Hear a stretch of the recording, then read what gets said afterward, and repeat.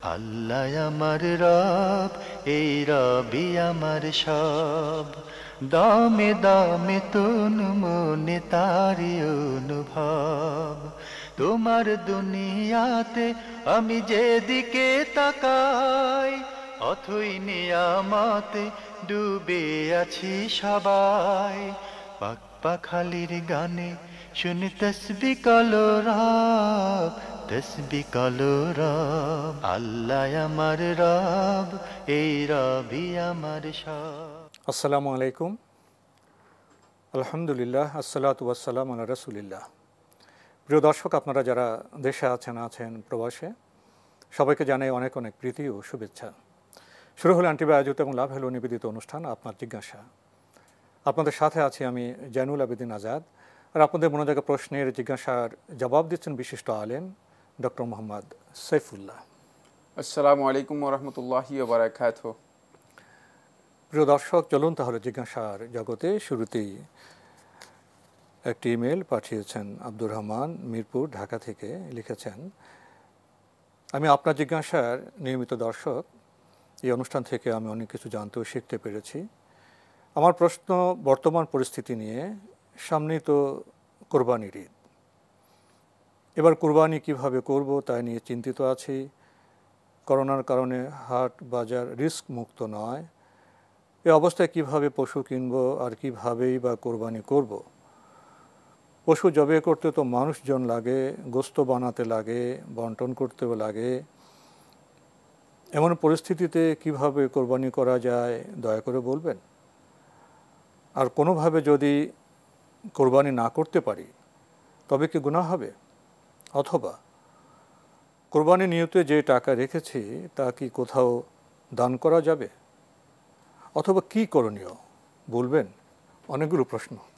একসাথে অনেকগুলো প্রশ্ন করেছেন, ধন্যবাদ আপনাকে। প্রথম কথা হচ্ছে, প্রথম যে বিষয়টি আপনি উল্লেখ করেছেন পরিস্থিতির ব্যাপারে, ঠিকই বলেছেন। করোনা পরিস্থিতির কারণে বর্তমানে অনেকেই শঙ্কিত যে কিভাবে তিনি পশু কিনবেন, মার্কেটে যাবেন, তারপরে পশু জবে করবেন, অথবা পশু জবের পরে সে কোরবানির কাজ সম্পাদন করবেন। এ কাজটি কোনো সন্দেহ নেই, এটি শঙ্কার বিষয়। আর এখানে বড় ধরনের রিস্ক রয়েছে, যেহেতু পরিস্থিতির কারণে আমরা লক্ষ্য করেছি যে অনেক লোক যেখানে রয়েছে সেখানে যাওয়া, সেখানে অনেক লোককে একসাথ করা, এই ধরনের কাজ করা, এগুলো অবশ্যই একটা আশঙ্কাজনক বিষয়।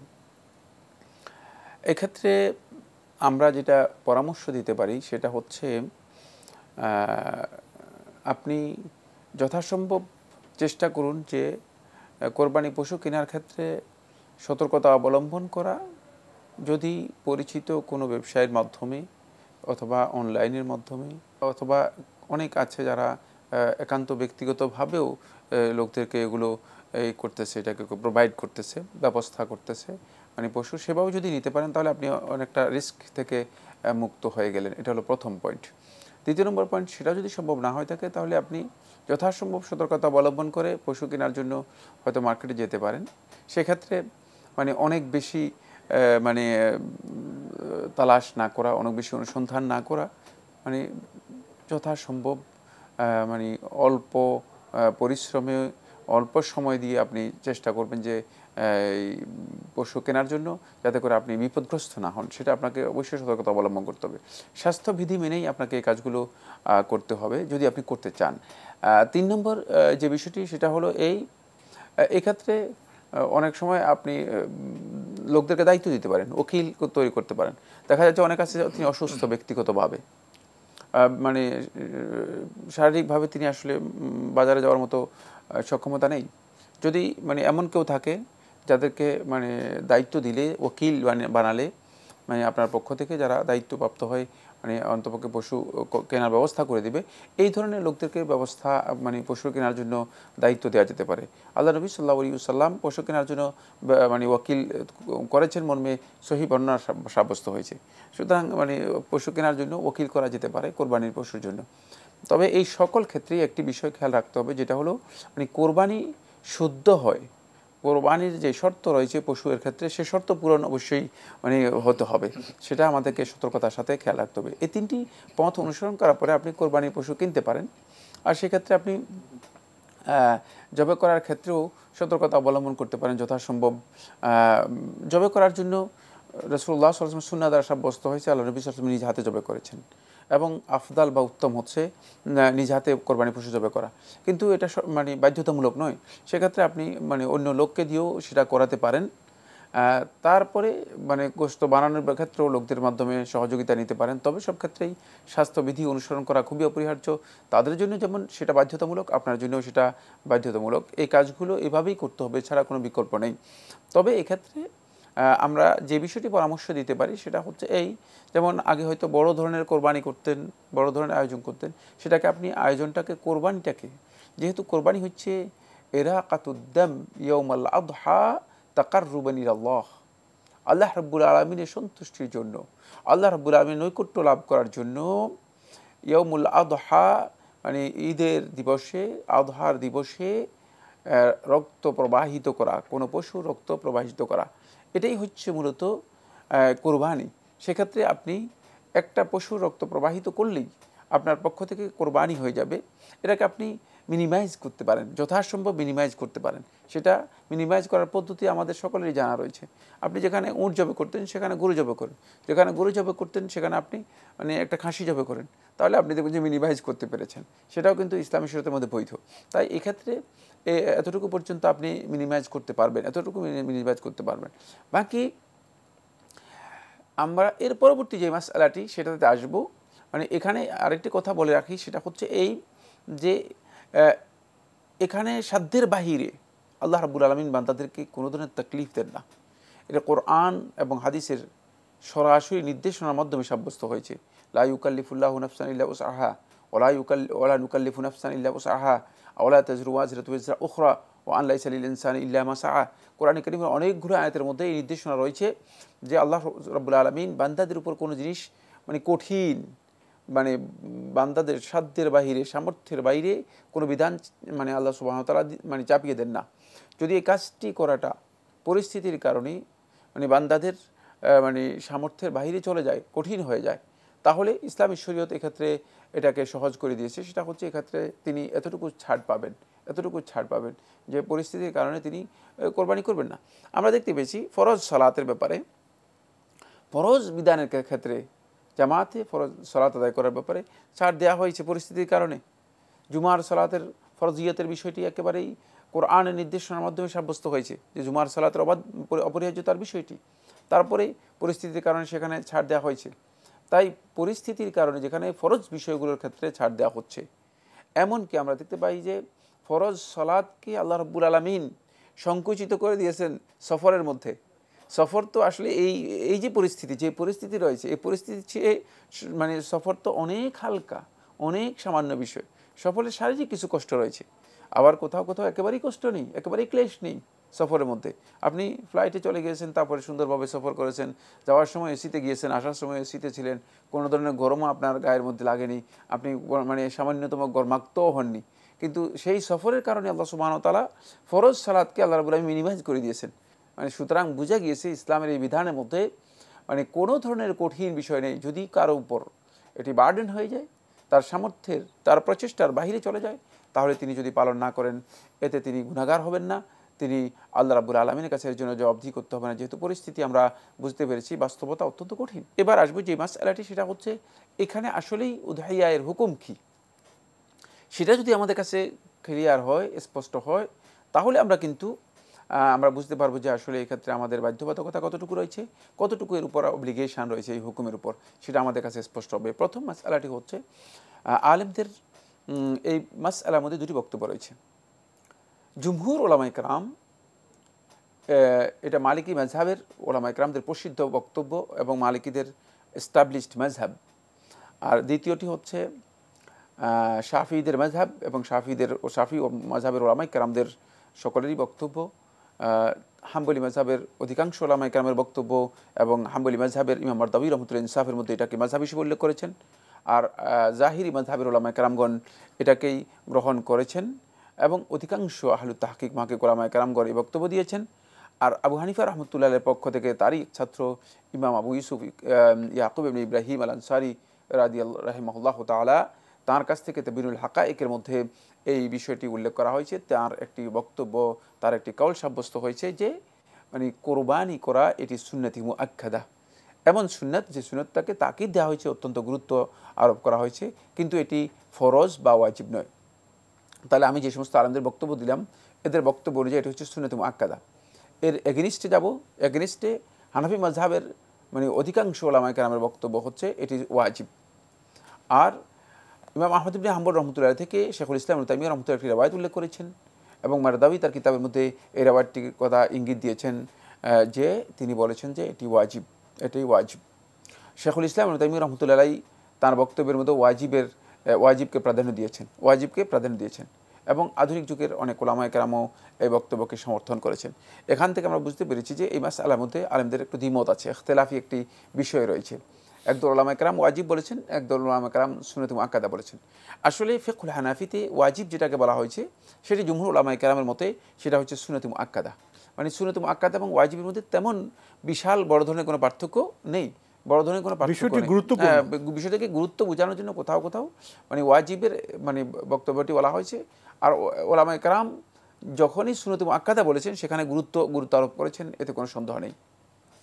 যাই হোক, মানে ওয়াজিবের পক্ষে আল্লাহ রাসূল সাল্লাল্লাহু আলাইহি ওয়াসাল্লামের সুস্পষ্ট কোনো নস বা দলিল সাব্যস্ত হয়নি, মানে সহিহ কোনো দলিল সাব্যস্ত হয়নি। যে হাদিসটি হাসান আন সামুরা বর্ণিত হয়েছে যে মান ওয়াজিদা মিনকুম সাআতান ফালাম ইউদাহি ফালা ইয়াকরাবান্না মুসাল্লানা, যে তোমাদের মধ্যে যে ব্যক্তি সামর্থ্য লাভ করলো, আর্থিকভাবে প্রাচুর্য লাভ করলো, সামর্থ্য লাভ করলো, অর্জন করলো, ফালাম ইউদাহি, তারপর কোরবানি করলো না, ফালা ইয়াকরাবান্না মুসাল্লানা, সেজন্য আমাদের ঈদগাহের কাছেও না আসে। এই বিষয়ে আমরা আরো অনেক কথা আপনার কাছ থেকে শুনতে চাই। আল্লাহ আমার রব, এই রবি আমার সব, আল্লাহ আমার রব, এই রবি আমার সব। বর্তমান সময়ের প্রেক্ষাপটে সামনে আমাদের কোরবানির ঈদ, খুবই গুরুত্বপূর্ণ কিছু কথা আমরা শুনছিলাম। এ পর্যায়ে একটি বিষয় আপনার কাছ থেকে জানতে চাইব, কে কোরবানির নিয়তে 50,000 টাকা রেখেছিলেন, সামগ্রিক অবস্থা বিবেচনা করে তিনি 20,000 টাকা দিয়ে একটি খাসি কিনলেন, বাকি 30,000 টাকা কি তিনি কোনো দরিদ্রকে দান করতে পারবেন যারা এখন অসহায় হয়ে পড়েছে? ধন্যবাদ আপনাকে। আগের কথা এক মিনিট আমি মানে যেহেতু যে হাদিসটি আমরা বলতেছিলাম হাসান আন সামুরা থেকে বর্ণিত হয়েছে, মানে ফালা ইয়াকরাবান্না মুসাল্লানা, সেজন্য আমাদের ঈদগাহেও না আসে, মানে এটা মূলত রাসূল সাল্লাল্লাহু আলাইহি ওয়াসাল্লাম ওয়াজিবের জন্য বলেননি, এটা রাসূলুল্লাহ সাল্লাল্লাহু আলাইহি ওয়াসাল্লাম মানে তাকিদ দেওয়ার জন্য বলেছেন, গুরুত্ব বোঝানোর জন্য বলেছেন। এই ধরনের বক্তব্য আল্লাহ রাসূল সাল্লাল্লাহু আলাইহি ওয়াসাল্লাম বিভিন্ন ক্ষেত্রে সাব্যস্ত হয়েছে। যেমন কেউ যদি পেঁয়াজ অথবা রসুন খায় সেজন্য আমাদের মসজিদের কাছেও না আসে, গুরুত্ব বোঝানোর জন্য তার এই কাজটি যে মানে মাকরুহ, অপছন্দনীয়, আল্লাহ নবী সাল্লাল্লাহু আলাইহি ওয়াসাল্লাম নিষিদ্ধ, তার মানে গুরুত্ব বোঝানোর জন্য নবী সাল্লাল্লাহু আলাইহি ওয়াসাল্লাম এখানে এই ধরনের বক্তব্য দিয়েছেন, ফলে এর মাধ্যমে গুরুত্ব সাব্যস্ত হয়েছে। তা আমরা মানে বুঝতে পেরেছি যে মূলত ইসলামী শরীয়তের মধ্যে কোরবানি বিষয়টি অত্যন্ত গুরুত্বপূর্ণ। আমরা চেষ্টা করব সাধ্য অনুযায়ী আমরা সেটাকে আদায় করার জন্য, কিন্তু যদি আমাদের একেবারেই মানে সাধ্যের বাইরে চলে যায় তাহলে সেক্ষেত্রে ইসলাম সেটাকে সহজ করে দিয়েছে, সেটা আমাদের জন্য ছাড় রয়েছে, আমরা সেটাকে খেয়াল রাখবো। এরপর আপনার যে প্রশ্নটি, সে প্রশ্নে আসবো, এটা খুবই গুরুত্বপূর্ণ। সেটা হলো এই, এখানে আমি দুটি মাসআলা আলোচনা করব। একটি মাসআলা হচ্ছে ওলামায়ে কেরামগণ সেটা উল্লেখ করেছেন, যদি কেউ কোরবানি করার সামর্থ্য রাখে সে কি কোরবানি করবে, এটা উত্তম হবে, নাকি সেই টাকাটা মানে মানে লোকদের, ফকির মিসকিনদের মাঝে বিতরণ করে দিবে, সদকা করে দিবে, কোনটি উত্তম হবে? জুমহুর ওলামায়ে কেরাম, বরং এই মাসআলার মধ্যে আলেমদের তেমন দ্বিমত নেই, দুই একজন আলেম শুধুমাত্র দ্বিমত করেছেন, বাকি সমস্ত ওলামায়ে কেরামের বক্তব্য অনুযায়ী সাব্যস্ত হয়েছে যে কোরবানি করাটা হচ্ছে আফদাল, শ্রেষ্ঠ। কারণ হচ্ছে এর মাধ্যমে ইরাকাতুদ্দাম, রক্ত প্রবাহ করার একটা যেই নির্দিষ্ট ইবাদত, হ্যাঁ একটা নির্দিষ্ট ইবাদত, এই ইবাদতের মাধ্যমে মানে আল্লাহ রাব্বুল আলামিন চতুষ্পদ জন্তুর মধ্যে মানে আল্লাহর যে হক রয়েছে সেই হকটাকে তাহকিক করার জন্য, এবং এটা তাওহীদের একটা পরিচয়। মানে যুগে যুগে মানে মানুষগণ তাদের যুগে যুগে মানুষগণ তাদের বিভিন্ন মূর্তি, প্রতিমা ইত্যাদির জন্য, এবং শয়তানের ইবাদতকারীগণ শয়তানের জন্য, তারপরে চন্দ্র সূর্যের জন্য এই ধরনের জবে করত। ফলে এটা আল্লাহ রাব্বুল আলামিনের জন্য যে জবে করা হচ্ছে এটাকে তাহকিক করার জন্য, এই তাওহীদকে সত্যিকারভাবে বাস্তবায়ন করার জন্য আল্লাহ রাব্বুল আলামিন এই বিধানটি দিয়েছেন। তাই এজন্য আল্লাহ সুবহানাহু ওয়া তাআলা বলেছেন ওয়ালিকুল্লিন জাআলনা মানসাকান, প্রত্যেকের জন্য আমি একটা মানসাক মানে কোরবানির একটা বিধান আমি দিয়েছি, প্রত্যেক জাতির জন্য বিধান দেওয়া হয়েছে। তাই বিধানটি অত্যন্ত ইম্পর্টেন্ট হওয়ার কারণে এখানে ইরাকাত উদ্দামটা হচ্ছে রক্ত প্রবাহিত করাটা হচ্ছে উত্তম করে সন্দেহ নেই, এক্ষেত্রে সদকার চেয়ে এটা উত্তম হবে। বাকি এবং আপনার পয়েন্টে আসবো সেটা হচ্ছে এই, যখন একজন ব্যক্তি আগে হয়তো 50,000 টাকা 1 লাখ টাকা দিয়ে তিনি কোরবানি করতেন, এখন এই পরিস্থিতির কারণে তিনি যদি সেই কোরবানিকে শুধুমাত্র মানে তিনি যদি একটা নর্মাল কোরবানি তিনি আসেন, সেখানে 20,000 টাকা দিয়ে 30,000 টাকা দিয়ে একটা কোরবান করে, বাকি যে টাকাগুলো রয়েছে এই টাকাগুলো তিনি যদি ফকির মিসকিন আত্মীয় স্বজনদের মধ্যে বন্টন করে দেন, তাহলে তিনি কোরবানির যে ফজিলত রয়েছে সেটাও পাবেন, অতিরিক্ত বন্টন করার যে ফজিলত রয়েছে সদকায়, সে সদকার ফজিলতটুকু তিনি পেয়ে যাবেন, সদকার ফজিলতটুকু পেয়ে যাবেন। বর্তমান প্রেক্ষাপটকে যদি আমরা সামনে রেখি, সেটা আমাদের কাছে খুবই স্পষ্ট হবে যে পরিস্থিতির কারণে দেখা গিয়েছে যে অনেকেই যারা শ্রমজীবী রয়েছেন, তারা বিভিন্নভাবে উপার্জনের মাধ্যমে তারা জীবনযাপন করতেন, সংসার চালাতেন, দেখা গেছে তারা আর্থিকভাবে আজকে সংকটাপন্ন অবস্থায় রয়েছেন।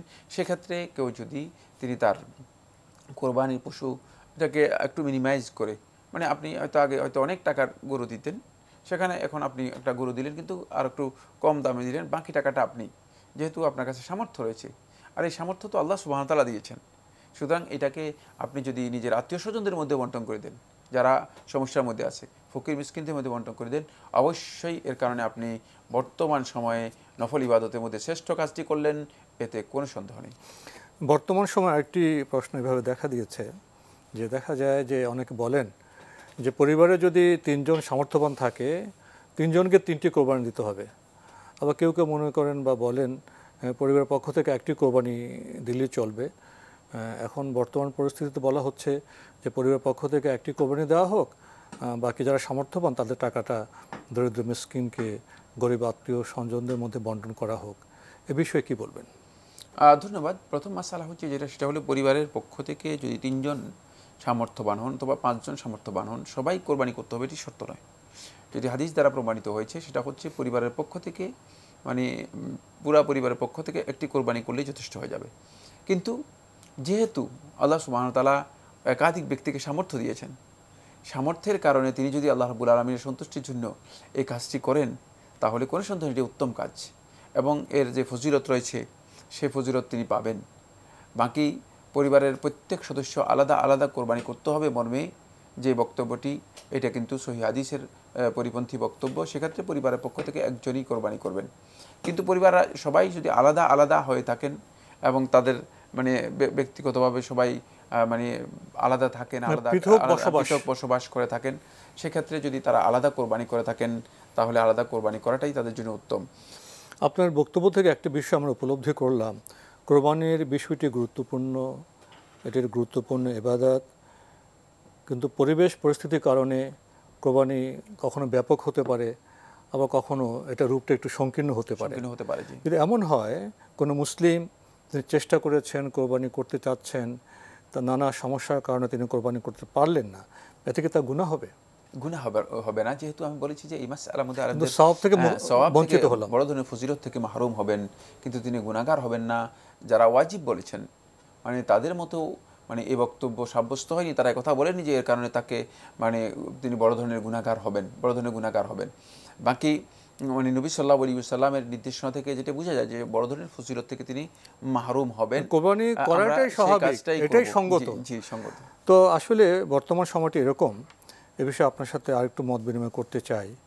এখন অনেকে বলছেন, আমরা পত্রপত্রিকায় নানা আর্টিকেল লেখা হচ্ছে, মতামত ব্যক্ত করা হচ্ছে, এবং একটি বিষয় ভেবে এসে গেছে একদিকে ইবাদত ঈদ, আরেকদিকে জীবন। জি জি জি। মূল বিষয়টা হলো এটাকে কোন দান দিক না এটা সমন্বয় করা যায়। আপনার বক্তব্যতে আমরা উপলব্ধি করলাম ইসলাম এখানে সমন্বয় করার খুব সুন্দর সহজ পথ আমাদের বাতলে দিয়েছে। তাহলে আমাদের দৃষ্টিভঙ্গিটা হবে সমন্বয়ের দৃষ্টিভঙ্গি। আমাদের ইবাদত করতে হবে, ঈদও পালন করতে হবে, এবং জীবনের ক্ষেত্রে করোনার জন্য আমাদের সতর্ক থাকতে হবে। যেখানে সতর্কতার বিষয় সেখানে সমন্বয়ের বিষয় আছে। আপনি শুরুতে বলেছিলেন যে এখন তো অনলাইনে অনেক ব্যবস্থা হচ্ছে, আমরা টেলিভিশন দেখেছি, অনলাইনে অনেকে আপনার পশু তারা পছন্দ করলেন এবং তাদের বলেন এই পশুটি আপনি এভাবে জবে করে আমাদের বাসায় প্যাকেট এভাবে পাঠিয়ে দিবেন, সে ব্যবস্থা আছে। কিন্তু এখানে প্রশ্ন হয়েছে এই ব্যবস্থা সবাই যেতে পারবেন না, যারা ধনী সামর্থ্যবান তাদের সম্ভব। যারা মনে করেন যে 10,000 টাকা দিয়ে 8,000 টাকা ছাগল দিবেন বা 5-6 জন মিলে 60,000 একটা গরু দিবেন, তাদের নিজস্ব ব্যবস্থাপনা যেতে হবে। তাহলে তারা যে গণমাধ্যম যেটা আছে, হাট বাজারে যেতে হবে, যারা তাদের ব্যবস্থাপনা যেতে হবে। সেখানে অনেকে এভাবে বলছেন যে যখন হাট বাজারে সাধারণ মানুষ যাবেন, ব্যাপক মানুষ যাবেন, সেখানেও করোনা পরিস্থিতির কারণে ইজারাদারদের দায়িত্ব আছে, তারা স্যানিটাইজেশনের সাবান পানির ব্যবস্থা রাখতে হবে, প্রশাসনের পুলিশ থাকবেন এবং সেখানে স্বেচ্ছাসেবী থাকবেন, সব মিলিয়ে। এবং অন্যান্য ক্ষেত্রে আমরা বর্তমান করোনা পরিস্থিতির কারণে স্বাস্থ্যবিধি মানাবার জন্য যে কাজগুলো করছি, এখন সেটা দায়িত্বের সাথে করতে হবে। এখনও বোধহয় সমন্বয়ের বিষয় আছে। তো এ বিষয়ে কিছু বলবেন? কোনো সন্দেহ নেই, জীবনের ব্যাপারে ইসলামের নির্দেশনা হচ্ছে ওয়ালা তুলকু বিআইদিকুম ইলা তাহলুকা। আল্লাহ তাআলা কোরআনের মধ্যে বলে দিয়েছেন, এটা একেবারে ইসলামের মূল ল, যে তোমরা ওয়ালা তুলকু বিআইদিকুম, নিজেদেরকে তোমরা নিক্ষেপ করো না, ইলা তাহলুকা, ধ্বংসের দিকে। ওয়ালা তাকতুলু আনফুসাকুম, তোমরা নিজেদেরকে নিজেরা হত্যা করো না। কোরআনের এই নির্দেশনার বাইরে যাওয়ার কোনো সুযোগ ইসলাম দেয়নি, আমাদের শেষ করতে খুবই ইম্পর্টেন্ট বিষয়। ফলে মানে যখনই এই ধরনের কোনো পরিস্থিতির আমরা মুখোমুখি হব, তখন ইবাদতের প্রত্যেকটি বিষয়ের ক্ষেত্রে ইসলাম উদারতা দেখাবে। ইসলাম ইবাদতের প্রত্যেকটি বিষয়কে ছাড় দিবে। এই ক্ষেত্রে আমরা এভাবেই সমন্বয় সাধন করতে পারি, সেটা হচ্ছে এই যথাসম্ভব আমরা আমাদের প্রচেষ্টা চালাবো এবং আমরা কোরবানির যেই ঈদ রয়েছে, সে ঈদটাকে যেন ঈদটাও মানে ইবাদত এবং আনন্দ দুটাকে যেন আমরা অ্যাচিভ করতে পারি, অর্জন করতে পারি, সমন্বয় করতে পারি, সেই চেষ্টাও করব। কিন্তু মানে ওই আগের যে মূলনীতি রয়েছে, সেই মূলনীতিটাকে আমাদের খেয়াল রাখতে হবে, কোনো ক্ষেত্রেই যেন ধ্বংসের কোনো মানে কাজ আমাদের মাধ্যমে না হয় থাকে। আজকে আমাদের এখানে শেষ করতে হচ্ছে। আপনাকে অনেক ধন্যবাদ। আপনাকে অসংখ্য ধন্যবাদ। প্রিয় দর্শক, আমরা দেখছিলাম এনটিভি আয়োজিত এবং লাভ হলো নিবেদিত অনুষ্ঠান আপনার জিজ্ঞাসা। আমাদের অনুষ্ঠান আপনারা এনটিভি অনলাইনেও দেখতে পারবেন, ভিজিট করুন www.ntvbd.com। এছাড়া ইউটিউবে এবং আমাদের ভেরিফাইড ফেসবুক পেজে অনুষ্ঠান দেখতে পারবেন। আজকের পর্বটি মূলত কোরবানি নিয়ে প্রশ্ন এসছে। কোরবানির মধ্যে নানা মাসালার ক্ষেত্রেই আমরা সীমাবদ্ধ ছিলাম। আমরা উপসংহারে কথা বলতে পারি, আমাদের ঈদের ইবাদত, কোরবানি ইবাদতও করতে হবে এবং আমাদের জীবনও বাঁচাতে হবে। সতর্ক থাকলে, জ্ঞানদীপ্ত হলে এখানে আমরা সমন্বয় করতে পারি। আর নিরাপত্তার ক্ষেত্রে বোধহয় ব্যক্তির সতর্কতা, ব্যক্তির দায়িত্ব খুবই গুরুত্বপূর্ণ। এবং যারা চারিপাশে আমাদের প্রশাসন আছেন, যারা কোরবানির হাটে যারা ইজারা নেবেন, তাদেরও দায়িত্ব আছে। নিজ নিজ ক্ষেত্রে যদি আমরা দায়িত্ববান হই, তাহলে ইনশাল্লাহ আমাদের পরিবেশ সহজ হবে, সুন্দর হবে এবং আমরা আনন্দের সাথে বোধহয় ঈদ করতে পারবো। এবং তখনই সেটা পূর্ণ হবে যখন পাশের যারা দরিদ্রজন আছেন, দরিদ্র আত্মীয় আছেন, তাদের ক্ষেত্রে আমরা ঈদের যে সৌরভ, ঈদের যে সামর্থ্য, সেটা যদি বন্টন করে দিতে পারি। আসুন এভাবেই আমরা আমাদের কোরবানি ঈদকে উদযাপন করি। চিঠি লিখুন, প্রশ্ন পাঠান আমাদের ঠিকানায়। পরিচালক আপনার জিজ্ঞাসা, এনটিভি, বিএসসি ভবন, 7ম তলা, 102 কাজী নজরুল ইসলাম এভিনিউ, কারওয়ান বাজার, ঢাকা 1215। আপনারা ইমেলও করতে পারেন। আমাদের ইমেল অ্যাড্রেস আপনার জিজ্ঞাসা @ntvbd.com। প্রিয় দর্শক, মহান আল্লাহ আমাদের সবাইকে নিরাপদে রাখুন, রাখুন শান্তিতে। আসসালামু আলাইকুম। আল্লাহ আমার রব, এই রবি আমার সব, দামে দামে তুন মনে তারি অনুভব। আল্লাহ আমার রব, এই রবি আমার সব।